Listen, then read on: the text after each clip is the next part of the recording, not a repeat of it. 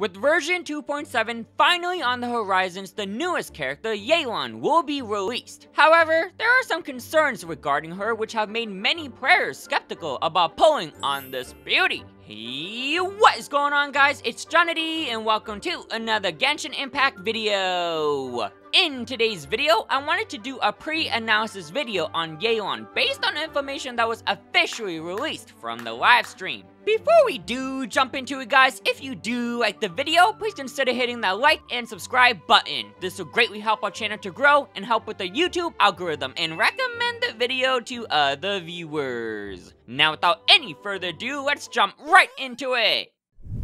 To start us off, Yelan is going to be a Hydro user who wields the bow as her weapon, making her the second character with the exact same vision and weapon type as Child. Her normal attack stealthy bow shot looks relatively straightforward, which consists of 4 normal attacks with the last one being a multi-hit, but her auto attack animation is sick though, like she kicks the freaking bow and then fixes her hair! The normal attack does have a unique passive though when she's out of combat for a short period of time called Breakthrough. When she enters the Breakthrough state, her next charge attack will have decreased charge time and additionally will fire a Breakthrough Barb when fully charged that explodes and deal AoE Hydro damage. A pretty nifty passive to deal a quick burst of damage, but to be honest, players most likely won't utilize the decreased charge time too often since it only triggers when she's outside of combat. But it's still pretty cool because I like this vibe of Yelan being like an assassin. Speaking of being an assassin, this becomes very apparent when you look at her elemental skill, Lingering Lifeline. This ability has to be one of the coolest in the game because when triggered, Yelan will turn invisible and move rapidly with super speed. The ability does have a press and hold activation, which will mark opponents and entangle them with a Hydro wire that will explode and deal Hydro damage when the ability ends. It does look like, however, that she has a fixed chance to reset her breakthrough state based on the number of opponents marked, so you definitely want to try to mark as many enemies as you can with her elemental skill.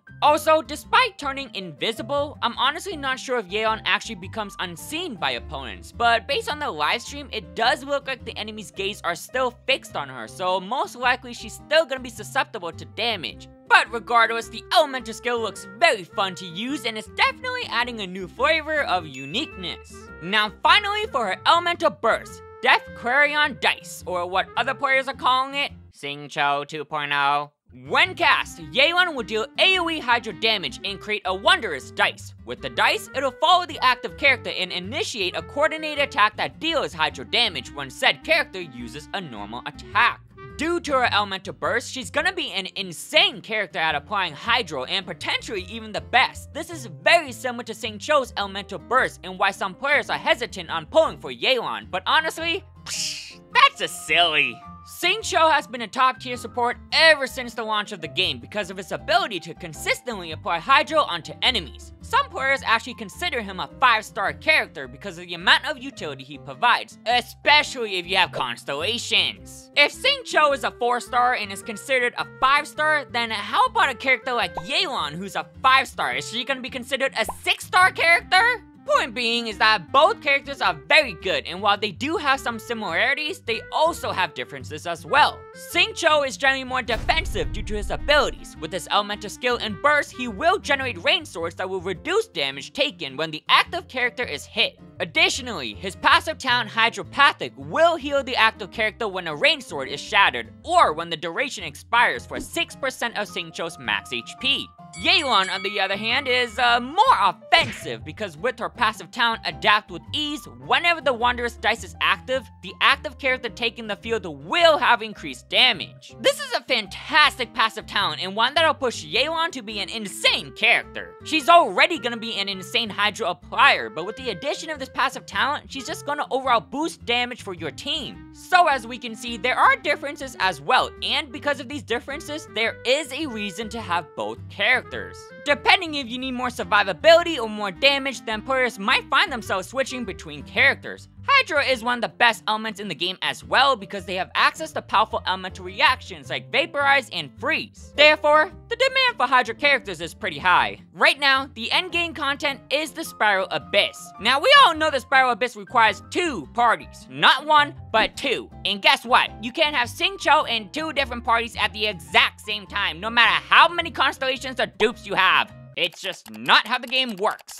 Therefore, having Yelan and Xingqiu in different parties will be beneficial for your Spiral Abyss team, depending on your team comps. And quite honestly, you can probably even put both on the exact same team to deal insane amount of hydro damage. Xingqiu also has a constellation that decreases enemies' hydro resistance, so you can kinda see some synergy there. Yelan's other passive talent, Turn Control, is actually really interesting because it promotes having different elements in the party, kinda like Yunjin. For each different type of element, Yelan's max HP will increase, which tells us that Yelan is going to have HP scaling and make her easier to build. Hey, Johnny, it sounds like Yelan is a killer character and one that'd be great on any account, but judging from the name of this video, it looks like you're not pulling for her. Why? You are correct on Maldi. I am going to be skipping on Yelan this time around, but not for reasons that you might think. First of all, you should always be pulling on your favorite characters, whether you pull on a character due to aesthetics or meta viability. Always pull on your favorites. This is something I remind players a lot of because in the long run, it'll make the game more enjoyable for individual players. In my case though,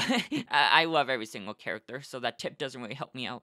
I always have to make the hard decision of deciding who to pull for, which is why I have 2 accounts to get as many characters as I can without spending too much money. Now, I was considering getting Yelan on my F2P account and was very close to just saying screw it, let's pull. Because looking at Yelan, she honestly looks like a character that's very fun and meta-defining, which means she will last a very long time and a good investment. I have no doubt that she's gonna be an incredible character, which is why I considered getting her on my F2P account. The reason that I'm skipping Yelan isn't because, oh, she plays like Xingqiu. No. Because that's just silly. Why I'm skipping on Yelan is because my F2P account already has a lot of Hydro and Cryo characters, and I'm trying to build other teams with different elements. In one of my recent uploads, I made a video featuring my F2P account Spiral Abyss team, and with this team, I'm able to consistently clear the Spiral Abyss and get 36 stars. So overall, my account's doing pretty good. We mentioned this at the beginning of the video as well, but Yelan is the second Hydro Bow user in the game. Child was my first 5-star in Genshin Impact, and it was actually on my F2P account. If I pulled for Yelan on my F2P account, then that would kind of bench Child because currently I only have gear and equipment for 1 Hydro Bow user. Also, Hydro Resonance is a little lackluster compared to other resonance in the game, so I try not to stack 2 Hydro characters on the same team since it mainly just provides more heals. Honestly, if Yelan was a different element or even just had a different weapon type, then I think she would 100% be a must pull for me. On both accounts, I make it a rule to not pull for the same characters twice so I could experience more characters. So technically, I could pull for Yelan on my main account. I did pull on Ayato recently though when he came out, and currently do want to save up a bit because we are about to be on version 2.7, and there's no doubt in my mind that Sumeru is coming, and with Sumeru comes Dendro. So I currently just want to save up a little bit. Now, could this change in the future and I find myself saying screw it, let's pull? Absolutely! The beauty of Genshin is that there will be reruns which will give players a chance to save up and pull later on. Remember, favorites over meta, and if you're like me and everyone is your favorite, then look at your team and see if you could use another Hydro character. Regardless, I think Yelan is a fantastic character, and quite honestly, do find myself pulling for her in the future. Like, just look at her! She's so badass and wears her jacket like a cape. Like, who else does that besides Atem from Yu-Gi-Oh! Alrighty guys,